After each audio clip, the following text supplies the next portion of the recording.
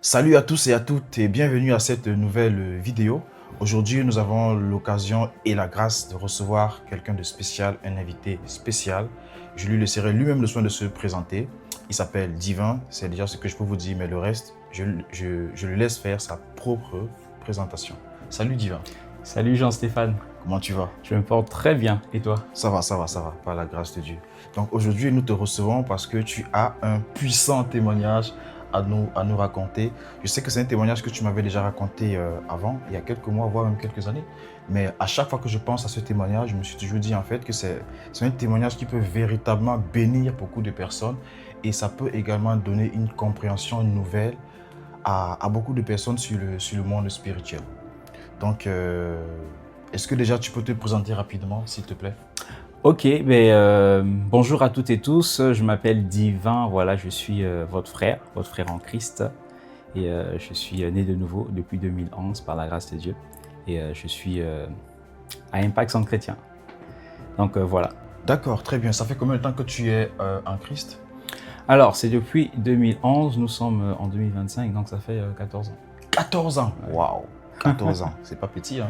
Ça fait plus de 10 ans. Tout à fait, tout à Wow. fait. Beautiful, magnifique. Ok, et comment ça se passe ta vie en Christ? Tu la vis bien? Oui, ça va, par la grâce de Dieu, ça va très bien. Je rends grâce à Dieu. C'est vrai que quand j'ai donné ma vie au Seigneur, je ne savais pas que je pouvais tenir 2-3 mois, mais après, je me suis rendu compte que par la grâce de Dieu, ça va. Depuis que je suis en Christ, je ne suis pas retenu en arrière. Ok. Et chaque année, par la grâce de Dieu, je vais de gloire en gloire et je découvre le Seigneur d'une nouvelle manière et c'est très enrichissant en fait. Ok, très bien, ça c'est très bien. Ok, et une fois tu m'avais dit, pendant qu'on discutait, tu m'avais dit que tu avais été attaqué par une sorte de sirène indienne, il me semble, un truc comme ça, si je me souviens bien. Et je me souviens qu'à ce moment-là, lorsque tu m'avais raconté ça, ça m'avait marqué. Ça m'avait marqué et quand j'ai vu les stratégies que Satan a mis derrière vis-à-vis de toi, vis-à-vis de ta destinée, vis-à-vis de ta vie, ça m'avait vraiment marqué. Est-ce que tu peux nous raconter un peu comment ça s'est passé? Quel a été le processus? Déjà, à la base, comment ça s'est passé? Ok, bon, en gros, je dirais pas que c'était une attaque en tant que telle. C'était une expérience que j'ai vécue. En fait, c'était, je pense, en 2015. J'étais encore en Afrique de l'Ouest. Je faisais voilà, mes études supérieures. Tu étais déjà chrétien à ce moment-là? Oui, j'étais déjà en Christ. J'étais en train de... Alors, je me rappelle que j'étais couché sur le lit un vendredi. Je m'apprêtais à aller à l'église. Pour ceux qui sont à Impact Centre Chrétien, les vendredis, on a un temps de prière qu'on appelle ADG. ADG Donc, qui signifie? Atmosphère de gloire. Ok. Atmosphère de gloire. D'accord. Donc, je m'apprêtais à aller à ADG. Donc, j'avais fait une petite sieste. Et un moment où je m'apprêtais à me réveiller, le Saint-Esprit me parle, je l'entends distinctement, c'est comme si je t'entendais me parler. Ok. Le Saint-Esprit me dit, Divin, Satan t'a réclamé, il t'a confié auprès d'une sirène indienne pour te faire tomber dans l'impudicité. Waouh. Ouais. Donc, Satan t'a réclamé et il t'a confié auprès d'une sirène indienne pour te faire tomber dans l'impudicité. Exactement. Donc, j'entends la voix, je sais que c'est la voix du Saint-Esprit. Parce qu'en ce temps, j'avais appris vraiment à entendre Dieu. C'était une saison où, franchement, je faisais des expériences avec le Seigneur. J'apprenais à entendre le Saint-Esprit. Il m'enseignait sur des vérités profondes, bibliques. Donc là, quand j'ai entendu la voix, j'ai su que c'était la voix du Saint-Esprit qui m'avait parlé. D'accord. Et c'est vrai que dans le passé, l'Esprit m'avait parlé, mais je n'avais pas vraiment la maturité de discerner que c'était le Saint-Esprit. Mais là, quand il m'a parlé, je me suis dit, bon, comme il s'agit d'impudicité, il faut que je fasse attention. C'est vrai qu'aujourd'hui, je n'ai pas d'attirance particulière par rapport aux femmes. Je vis une vie de sainteté, de sanctification. Je suis à fond avec le Seigneur. Amen. Mais il faudrait que je développe des stratégies, des voies, des méthodes pour ne pas tomber dans cet acte. Et une semaine jour pour jour, donc c'était le vendredi suivant, quasiment à la même heure, j'étais aussi en train de faire une sieste.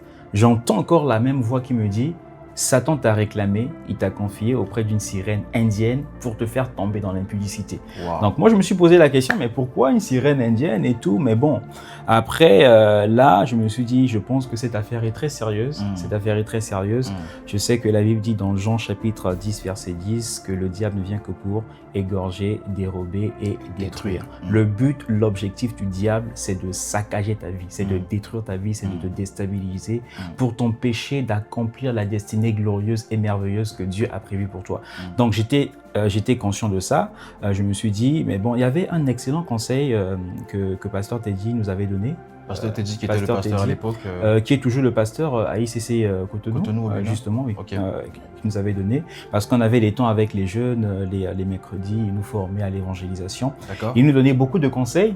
Et moi, il y a un des conseils que j'avais vraiment retenu. Il nous disait, il ne faut pas te retrouver dans un milieu fermé avec une personne de sexe opposé. Donc ça, c'était une révélation pour moi. C'était un conseil qu'il t'avait donné à toi spécifiquement? Non, c'est pas un conseil qu'il avait donné spécifiquement à moi. C'était pendant un temps de partage, d'échange, voilà, avec d'autres jeunes, où il a donné des conseils aux jeunes pour éviter l'impudicité, je pense, justement, où il avait donné ce conseil. Donc moi, je l'avais retenu. Et depuis ce jour, en fait, je faisais attention. Je faisais vraiment très attention à moi. Je priais avec les sœurs. Je faisais très attention. Voilà, je savais que je savais qu'il y avait une personne qui s'était dit, il faut qu'on attaque Divin Baouna. Mais moi, je m'étais dit, je ne vais pas tomber par la grâce de Dieu. Je vais vraiment persévérer. Donc après, des années plus tard, j'ai commencé à vivre des moments très compliqués dans ma foi avec le Seigneur. Mais je pense que prochainement, on pourrait raconter une expérience que j'ai faite avec le Seigneur où le Seigneur s'est présenté à moi. Il m'a parlé de certaines choses et parmi les choses que le Seigneur m'avait dit, il m'avait dit, ne te détourne pas de Jésus, ne te détourne pas de ta foi. Et des années plus tard, j'ai vraiment vécu des oppressions. J'avais quasiment des apparitions physiques des démons. Tu dors. Des apparitions physiques des démons. Physiques des démons, exactement. C'est-à-dire physique comme tu physique, tout à fait. Tout à fait. Wow. Je me rappelle une fois, j'étais en train de dormir. Je sens une atmosphère bizarre dans la pièce où j'étais. Je me réveille. Je vois une ombre noire en fait. Une ombre noire. Je lui dis, mais quitte là. Qu'est-ce que tu fais? Bon, j'étais vraiment conscient de mon identité. Hein. C'est pas que je tremble, mais j'avais vraiment des apparitions physiques, des démons. Deux fois, je pouvais les sentir en fait sur mon corps physique. Et j'avais des oppressions par rapport à l'impudicité, par rapport à l'impureté. Et je savais que là, c'était c'était compliqué. Mais du coup, les oppressions ont commencé à se manifester combien de temps après que le Seigneur t'avait dit que Satan t'a commencé? Alors, je pense que ça a commencé 2 ans et demi. 2 ans après? Oui, 2 ans après. Donc, en gros, le Seigneur t'avait alerté 2 ans auparavant. Oui. Et à ce moment-là, tu ne ressentais pas forcément les attaques? Non, tout à fait. Non. Mais c'est 2 ans plus tard que tu as commencé à... ça montre vraiment que lorsque Satan lorsqu'il veut attaquer un homme, ils peuvent prendre le temps de planifier cela pendant des années en fait. Oui, non, mais Satan est un stratège. Hein, de la même manière que les chefs d'entreprise planifient la vision, les objectifs, les buts de l'année prochaine, de la même manière, Satan aussi planifie. Hein, il a des objectifs dans 5 ans, dans 10 ans, dans 15 ans, dans 20 ans sur une personne. Il peut prendre le temps de l'étudier minutieusement pour connaître ses habitudes, son caractère, comment est-ce qu'il fait. Et il sait où attaquer en fait. Donc oui, Satan est un stratège. D'accord. Donc 2 ans après, tu as commencé à ressentir ces oppressions. Est-ce que tu peux nous dire un peu comment tu les ressentais? Alors, ça se manifeste terre à terre parce qu'il y a peut-être quelqu'un qui nous regarde. C'était vraiment une forte attirance, une très forte attirance. Une très forte attirance des femmes. Je savais que c'était pas normal, c'était pas normal. Et après, ce qui est particulier, c'est que c'était pas constant. C'était quelque chose qui arrivait de façon périodique. Et j'avais l'impression que ça arrivait tous les mois à une certaine période. Donc, à telle enseigne où je me préparais, je me disais, bon, je sais que bientôt, d'ici là, je vais commencer à vivre des choses. un peu à quel moment ça va arriver. Tout à fait. Comme une forme de cycle. Tout à fait. Et j'avais l'impression, c'est comme s'il y avait une semence à l'intérieur de moi. C'est comme s'il y avait une semence en moi qui m'a tiré vers le sexe. D'accord, vers le sexe opposé. Tout à fait. Et ça se manifestait comment? Est-ce que c'est lorsque les femmes étaient autour de toi? Ou alors même en étant même dans les pensées. Hein. Ah oui, non, mais franchement, oui, même dans les pensées. Je savais que c'était des attaques, donc bon, après, peut-être on va en parler, hein, comment est-ce que je faisais, parce que par la grâce de Dieu, je ne suis pas tombé. Satan n'a pas réussi jusqu'à aujourd'hui. Il va échouer, il échouera lamentablement au nom de Jésus. Amen, amen, amen. Mais je pense qu'on peut détailler ce point-là. Ouais. Mais du coup, tu as duré, ça a duré combien de temps en fait les attaques à peu près? Alors après, comme je disais, c'était pas des choses qui étaient régulières. C'était pas régulier. Ça arrivait de façon périodique. Parfois, je les vivais. Il y a des moments où je les vivais tous les mois. Il y a des moments où je pouvais les vivre après 1 mois ou 2 mois ou bien 3 mois. Il y a des moments où ça pouvait arriver 6 mois plus tard, quoi. D'accord. Voilà, ça pouvait arriver 6 mois plus tard. Je n'ai pas compté, hein. Je saurais pas, voilà, je saurais pas dire exactement combien de temps, combien de temps ça a duré. Ouais. Ok. Et après cela, du coup, bon, j'imagine que tu es sorti de là. Ah oui, bien tu as sûr. fait Ah oui, c'était des oppressions. Après, c'est parti. Après, bon, oui, c'est parti parce que il y a des choses que j'ai comprises, il y a des choses que j'ai eu à comprendre, oui, par rapport aux oppressions et par rapport aux voix aussi. Ouais. Et concrètement, comment tu as fait pour sortir de là? Parce que tu avais l'information que Satan te voulait, il t'avait clairement confié une sirène indienne. Et la sirène, parenthèse, la sirène en question, tu l'as vue également physiquement? Alors, ça je ne saurais pas dire. Je me souviens une fois, j'ai fait une expérience assez particulière. En ce temps, j'habitais dans le sud de la France. Okay. Au milieu de la nuit, l'esprit m'avait poussé à prier. Okay. Donc je priais, je ne savais pas pourquoi, donc je priais en l'esprit, je priais en langue pendant beaucoup de temps. Okay. Je priais et je sentais qu'il faut continuer, il faut que je continue. Donc je priais, je continuais de prier. Et au bout d'un moment, j'ai arrêté la prière, je me suis assis sur le lit et là j'ai une vision. J'ai une vision, je vois 2 êtres. Avec la forme des poissons, hein, bon, avec la queue des poissons, la tête comme une tête humaine qui était vraiment massacrée. C'est comme si on les avait lapidés en fait. Donc ils avaient du sang partout, ils étaient 2. Ils avaient à peu près 3 mètres. Bon, je ne sais pas comment est-ce que j'ai su qu'ils avaient 3 mètres, mais c'est la pensée qui t'est venue. C'est la pensée qui t'est arrivée. Tout à fait. Donc ils étaient très, très longs, c'était par terre. Et l'esprit m'a dit, c'est elle que tu voulais épouser? Mais c'est une sirène indienne. Mais c'est une sirène indienne.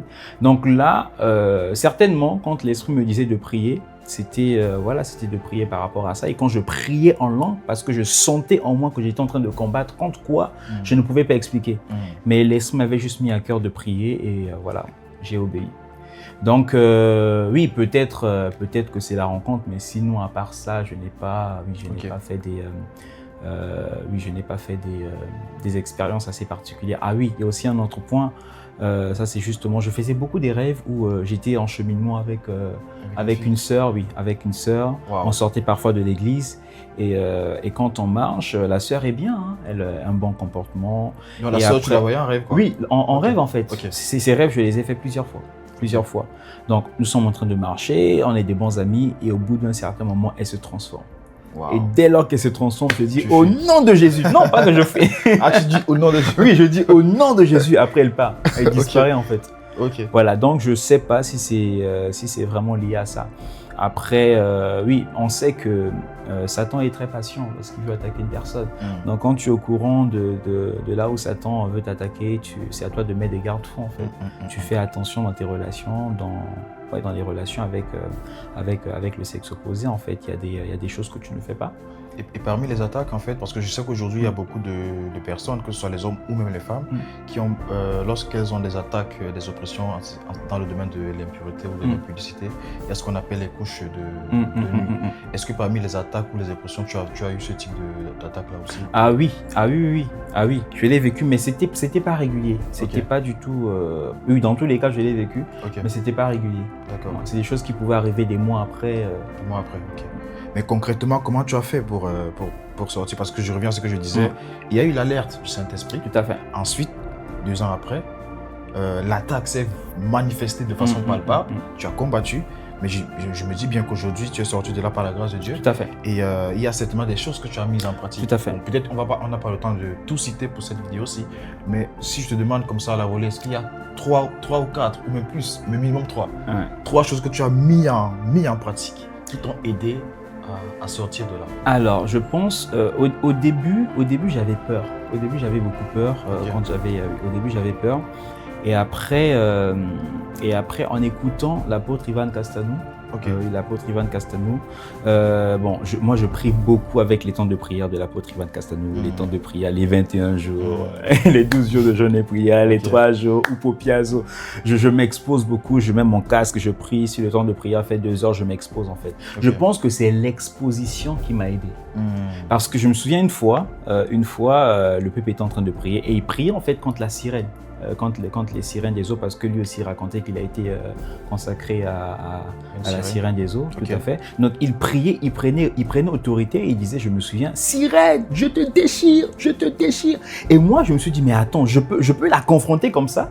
Donc depuis lors, quand j'avais des pulsions, quand j'avais des désirs forts qui venaient, je savais que c'était pas naturel, hein, parce que tu peux avoir des désirs mais qui sont naturels, mais là c'était tellement fort. Très fort. Et oui, là c'était tellement fort, mais je priais en fait. Je priais, je prenais autorité, je répétais ce que j'avais entendu le peuple dire. Je disais, sirène, je te déchire, je t'écrase la tête, je te détruis au nom de Jésus. Tu répétais pendant que tu t'es exposé. Oui, oui, non, bon oui, pendant que j'étais exposé, et par exemple, il y a des moments où tu es seul. oui, il y a des moments où je suis seul, d'accord. Où ça arrive, mais à l'intérieur de moi, en fait, je dis, je renonce à ces pensées, tu vas pas m'attaquer, je renonce à toi, je détruis tes œuvres, j'asperge le sang de Jésus contre toi, mais ça partait pas aussitôt, hein, c'est la persévérance, hein. Franchement, oui, c'est la persévérance, tout à fait. Donc, la première clé que tu as appliquée, disons, c'est l'exposition. Oui, l'exposition au temps de prière. L'exposition au temps des prières. Tout à fait. Et bon, je pense que l'apôtre Ivan aussi, c'est ton père spirituel. Tout à fait. Et qui est également le mien. Donc, l'exposition au temps de prière et encore plus au temps de prière des pères, des manteaux. Tout à fait. Il faut rester exposé au manteau, à la voix des pères. Yes. Ça, c'est très important. Donc ça, c'est la première clé du coup que tu as utilisée pour sortir de là. Bon, je savais pas que... Alors, oui, je savais pas qu'en le faisant, il y avait des choses qui se passaient à l'intérieur de moi, mais ça m'a vraiment beaucoup aidé. Ça m'a vraiment beaucoup aidé parce que je me souviens une fois, j'étais alternant. Je sortais du boulot, j'avais tellement envie de coucher. Je me suis dit, bon, divin, aujourd'hui, on y va, quoi. On y va aujourd'hui. Wow. Et quand je sors, j'entends la voix du Saint-Esprit qui me dit, s'il te plaît, ne fais pas ça. Donc, ça veut dire que tu avais une opportunité de faire, quoi. Bon, tu sais qu'aujourd'hui, tu as tout, hein. Tu as tout sur Internet. Non, mais c'est vrai. Tu as toutes les occasions, en fait. Aujourd'hui, en plus, en Europe, tu as... oui, c'est très facile. Tout à fait. Ouais, tu as toutes les occasions en fait. Et là, j'entends la voix du Saint-Esprit qui me dit s'il te plaît, ne fais pas ça. Ouais, s'il te plaît, ne fais pas ça. Et bon, le Seigneur m'a vraiment aidé. Le Seigneur m'a vraiment aidé pour que je ne succombe pas et que je persévère, que je tienne sa main, que je persévère, parce que je savais que c'était pas quelque chose de naturel. D'accord. C'est pas quelque chose de naturel. C'est vrai que j'avais été enseigné sur les conséquences de l'impureté, hein, de l'impudicité, et on le voit dans l'histoire avec David, hein, l'homme selon le cœur de Dieu, le chant agréable de l'Éternel. Lorsqu'il a couché avec Bathsheba, il y a eu une succession d'épreuves compliquées, difficiles dans sa vie. Déjà, il y a son fils Amnon qui viole sa demi-sœur Tamar. Il y a son fils Absalom qui couche avec ses femmes. C'est compliqué en fait. Compliqué, ouais. Oui, il perd son fils et après il se retrouve en exil parce que Absalom cherche à prendre le pouvoir. Toute une série de malédictions. Tout à fait. On se rend compte qu'il y a vraiment des malédictions lorsque tu n'obéis pas aux paroles de Dieu, en fait. Deutéronome 28. Donc, est-ce qu'on peut dire que la deuxième clé que tu as appliquée, c'est l'obéissance à la voix de l'Esprit? Tout à fait, l'obéissance aux instructions. Tout à fait, oui. Donc, dans l'obéissance, on peut dire la parole, instruction biblique, clairement, enseignement, et aussi l'obéissance aux instructions personnelles que le Saint-Esprit te donne. Tout à fait. Parce que moi, je crois qu'aujourd'hui, en fait, l'Esprit parle à tout le monde. Tout à fait. En tout cas, toute personne qui a accepté Jésus-Christ comme Seigneur et Sauveur, forcément, à un moment donné de sa vie, il va commencer à entendre des instructions du Saint-Esprit. Maintenant, ça peut se manifester de façon diverse. Ça peut être à travers des voix audibles, ça peut être à travers des instructions particulières, ça peut être même à travers des rêves, des songes, ou alors à travers les conseils que les pères et les aînés peuvent donner aux uns et aux autres. Donc, je pense que l'obéissance également, ça a été un effectivement, oui, l'obéissance est un point. Ah oui, on peut rien faire. Si tu n'obéis pas à Dieu, il y aura des malédictions qui viendront sur toi. Après, nous obéissons à Dieu, non pas à cause des malédictions, parce que nous l'aimons. Tout à fait. C'est la raison pour laquelle. Est-ce que ça, tu peux le répéter? Parce que parfois, beaucoup de personnes confondent. Pourquoi est-ce qu'on doit obéir? En fait, les gens pensent qu'on doit obéir parce qu'il y a les bénédictions derrière. Non. On obéit à Dieu parce qu'on l'aime. On obéit à Dieu parce qu'on l'aime. La Bible dit que car l'amour de Dieu consiste à garder ses commandements. Amen. Et ses commandements ne sont pas pénibles. Amen. Ouais, la cause principale qui montre que tu aimes Dieu, c'est lorsque tu obéis à sa parole. C'est-à-dire lorsque Dieu dit aime, tu aimes. Lorsque Dieu dit la norme c'est la sainteté, la norme c'est la sainteté. Lorsque Dieu dit tu dois te soumettre aux autorités, tu dois te soumettre aux autorités. Lorsque Dieu dit honore ton père et ta mère, tu honores ton père et ta mère. Amen. Même si tu ne comprends pas, même s'il n'y a pas une révélation particulière derrière qui pourrait t'expliquer 10 raisons pour lesquelles tu dois honorer. Tu dois honorer. Après, Steven, il y a une clé que j'aimerais aussi partager. Oui. C'est la perception que j'ai de moi. La perception que tu as de toi. La perception, en fait, la perception que j'ai de moi. Et cela se rejoint à l'identité, notre identité en Christ. Ouais, ça c'est l'un des points qui m'a vraiment aidé, comprendre que je suis un roi. Wow. Cette révélation m'a beaucoup aidé. Ah oui, cette révélation m'a beaucoup aidé. Je suis un roi. Pourquoi est-ce que cette révélation m'a aidé? C'est que j'ai compris que un roi domine. Un roi, sans faire exprès, il domine. Mais le contraire d'un roi, c'est un esclave. Un esclave subit. Mais un roi domine. Donc j'ai compris que je suis un roi et je dois dominer. Donc si le diable met un pied sur moi, je dois dominer. Je dois triompher en fait. C'est mon identité. C'est mon identité. Et ça, c'est la mentalité que tu avais, peu importe les attaques. Oui, c'est une mentalité qui est beaucoup venue par l'exposition aux enseignements et aussi la méditation de la parole de Dieu. La méditation de la parole de Dieu, parce qu'il y a une différence entre la connaissance et la conscience. Ouais, la connaissance et la conscience. Il y a peut-être quelqu'un qui te dira, mais explique-nous. La connaissance vient quand tu t'exposes. Tu lis un livre, tu as une connaissance particulière sur un sujet. Tu écoutes un enseignement, tu as une connaissance. Tu peux même le dire à d'autres personnes, le prêcher. Mais la conscience, c'est lorsque tu es convaincu. Tu sais que tu sais. Ouais. Par exemple, moi, je m'appelle Divin. Je suis conscient que Divin est mon prénom. Donc, même si je dors, on m'appelle Divin, je vais me réveiller en fait. C'est ça la conscience. La conscience est profondément inscrite à l'intérieur de toi. Et l'une des choses qui fait en sorte que les personnes échouent ou réussissent, cela est étroitement lié à la perception qu'ils ont d'eux-mêmes. Parce qu'il y a des personnes qui se considèrent comme faibles, qui se considèrent comme vulnérables, qui se considèrent comme incapables, qui se considèrent comme impuissants. Et lorsque tu te vois comme une personne impuissante, comme une personne vulnérable, tu seras facilement attaqué et le diable aura de l'ascendant sur toi. Mais lorsque tu as une perception de toi comme une personne qui est un dominateur, qui est un triomphateur, qui écrase, qui a reçu l'autorité, Luc 10, verset 19, de marcher sur les serpents, les scorpions et sur toute la puissance de l'ennemi, lorsque cette conscience est inscrite à l'intérieur de toi, tu ne peux jamais accepter que le malin ait de l'ascendant sur toi. Par la grâce de Dieu. Amen. Ce n'est pas de l'orgueil, mais c'est notre identité en fait. Amen, amen, amen. Donc l'identité. Donc ça c'est également un point très important qui t'a permis en tout cas de sortir de là. Tout à fait. Et quelle est la place de la prière dans tout ça? Parce que en citant les trois choses, les trois éléments, premièrement tu as dit l'exposition. Bon, forcément dans l'exposition il y avait prière aussi. Hein, donc, tout à fait. Ouais. Dans l'exposition à la prière. Comme je disais au départ, je prie beaucoup, même jusqu'à maintenant avec les temps de prière de l'apôtre Ivan Castanou. C'est ce qui m'a vraiment aidé à développer la vie de prière.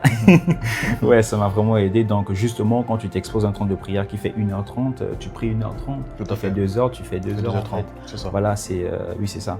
Après, oui, il y a aussi des prières personnelles que tu fais avec... Ok. Donc, ça montre vraiment que seule la prière ne suffit pas en fait. La Tout à fait. n'est pas suffisante lorsqu'on est face à des challenges, lorsqu'on est, s'il faut prendre le domaine que tu as vaincu, lorsqu'on est par exemple face à une sirène des eaux ou même un esprit des eaux tout court, qui oppresse tellement de personnes, que ce soit les chrétiens ou même les non-chrétiens, que ce soit les hommes ou les femmes, la prière seule ne suffit pas en fait. Donc, il y a beaucoup d'autres choses qu'il faut appliquer. Oui, il faut connaître la vérité. Oui. Je pense que c'est Jean 17 qui le dit, Jean 17. Vous connaissez la vérité. Sanctifie-les par ta parole parce que ta parole est la vérité. Oui, il faudrait, parce que la vérité nous sanctifie. Oui, la vérité nous sanctifie et aussi vous connaîtrez la vérité et la vérité vous affranchira. Si le Christ vous affranchit, vous serez réellement libre. Or, le Christ, c'est la vérité. Le Christ, c'est la parole. Donc, il faudrait être enraciné dans la parole de Dieu. Ouais, les deux piliers sont très importants. La parole de Dieu et la prière. Parce que dans la parole de Dieu, tu auras tout. Dans la parole de Dieu, tu prendras conscience de ton identité en Christ. Okay. Dans la parole de Dieu, tu auras en fait toutes ces clés-là. Et la parole de Dieu t'aidera à prier en fait, à prier efficacement, à utiliser des versets bibliques qui sont spécifiques. Parce que la parole de Dieu, Jean-Stéphane, a une puissance. En fait, la parole de Dieu est une puissance. La parole de Dieu, au-delà du fait que la parole soit un moyen de communication, la parole a d'autres atouts. La Bible dit je pense que c'est Jérémie qui le dit, ta parole n'est-elle pas comme un feu, comme un marteau qui brise le roc? La parole de Dieu est comme un feu. La parole de Dieu est comme un marteau qui brise le roc. La parole de Dieu est aussi une épée à double tranchant. Donc, quand tu proclames la parole de Dieu, il y a l'épée qui sort en fait de toi. Donc, quand tu proclames la parole, il y a l'épée, tout à fait. C'est le marteau, tout à fait. Et c'est le feu. Tout à fait. Tout à fait. Powerful. C'est ce qui se passe en fait. Donc, il faut connaître la parole de Dieu. Il faut connaître. C'est la raison pour laquelle Dieu disait à travers le prophète Osée, mon peuple périt parce qu'il lui manque la connaissance. Parce que tout commence par la connaissance. Ok, très bien, très bien. Je pense que là, tu as donné beaucoup de clés qui vont certainement aider quelqu'un qui est passé par ce type de thématique. Et ça peut être un domaine en rapport avec l'impureté ou l'impudicité ou même autre chose. Mais je pense que peu importe le domaine, la prière seule ne suffit pas en fait. Il faut vraiment beaucoup plus que ça. Mais dans ton cas, moi j'ai retenu que tu t'es exposé à la parole de Dieu. Tu t'es exposé plutôt au temps de prière de ton père spirituel qui est aussi le mien, donc l'apôtre Ivan Castanou. Tu t'es exposé beaucoup à ces temps de prière. Donc il y a la voix des pères qui a parlé sur ta vie aussi. L'obéissance à l'esprit.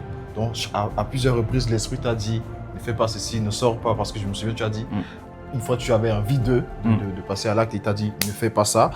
Et aussi la perception qu'on a de soi-même, c'est-à-dire son identité. Il faut être conscient de son identité en Christ. Et ensuite la parole. Tout à fait. Très bien. Franchement, je pense qu'il y a certainement quelqu'un qui passe par ce type de thématique ou bien de problème. Qu'est-ce que toi, tu pourrais lui dire, en plus de tout ce que tu as déjà donné comme conseil, est-ce que tu as une parole quelconque à donner à quelqu'un qui a envie de sortir de là? Il y a peut-être quelqu'un qui est oppressé par un esprit impur ou même un esprit des eaux. Il y a peut-être quelqu'un qui passe par l'impudicité ou l'impureté. Il y a peut-être quelqu'un qui a besoin tout simplement d'en finir, de rompre la tête à l'esprit de la sirène des eaux. Qu'est-ce que toi tu pourrais lui dire? Une parole d'encouragement. Moi, je lui dirais de veiller et de prier. La Bible dit que votre adversaire, le diable, rôde comme un lion rugissant, cherchant qu'il dévorera. Et résistez-lui avec une foi ferme. Résistez-lui avec une foi ferme. Même lorsque tu as vaincu, il faut faire très attention à toi. Même lorsque tu as vaincu, il faut faire très attention à toi. Parce que même lorsque tu as des victoires extérieures, il peut encore avoir des ramifications à l'intérieur. La Bible dit dans Hébreux 12, verset 15, « Veillez à ce que nul ne se prive de la grâce de Dieu et qu'aucune racine d'amertume poussant des rejetons ne produise du trouble et que plusieurs n'en soient infectés. » Et l'Esprit m'a enseigné qu'en vérité, il n'y a pas que la racine d'amertume. Il peut y avoir la racine d'impudicité, la racine d'orgueil, la racine de colère, la racine de convoitise. C'est qu'il faut demander à Dieu, comme disait David, « Sonde-moi, ô Dieu, et connais mon cœur. Éprouve-moi et connais mes pensées. Regarde si je suis sur une mauvaise voie. Regarde si à l'intérieur de moi il y a encore des racines. Et traite-le. » Et traite-le. Donc, ce que je peux te dire, c'est que même si tu as vaincu, il faut toujours veiller et prier. Il faut toujours faire attention à toi. Il ne faut pas te dire que j'ai vaincu. Les plus grandes défaites sont arrivées après les plus grandes victoires. Il faut toujours être en alerte, il faut toujours veiller et prier. À chaque jour suffit sa peine. C'est une marche au quotidien en fait. Et moi, ce que je demande à Dieu, c'est de me préserver. C'est de me préserver dans 2 ans, dans 10 ans, dans 15 ans, dans 20 ans, dans 50 ans. Je prie parce que je ne sais pas à quoi demain sera fait. Et parfois, tu as pu vaincre parce que tu n'as pas eu d'occasion systématique. Je me souviens une fois, le Saint-Esprit m'a posé la question. Il m'a posé la question. Le Saint-Esprit, il est vraiment particulier. Ah oui, on parlera du Saint-Esprit. Normalement, toute personne qui marche avec l'Esprit a des anecdotes avec lui. Tout à fait. Il m'a posé une question, c'était assez particulière. Il me dit, si tu te retrouves dans un endroit avec une fille qui enlève ses habits directement, ses vêtements, comme Joseph, et qu'il prend ses clés, il le cache à l'intérieur. Voilà. Vous comprenez ce que je veux dire, quoi? Comment est-ce que tu vas réagir? Je me suis dit, mais ça, c'est quelle question? Comment est-ce que tu vas réagir? J'ai dit, je vais la frapper. Je vais le frapper. Miséricorde. Mais bon, après, il faut toujours veiller parce qu'il y a certaines personnes qui sont tombées parce que c'était un coup monté.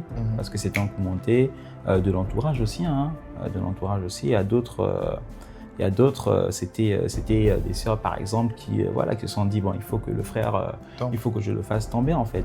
Donc il faut faire attention à ton entourage aussi. Ouais, il faut faire attention aux personnes qui sont proches de toi. C'est très important. Mais dans tous les cas, c'est Dieu qui nous garde, c'est Dieu qui nous protège.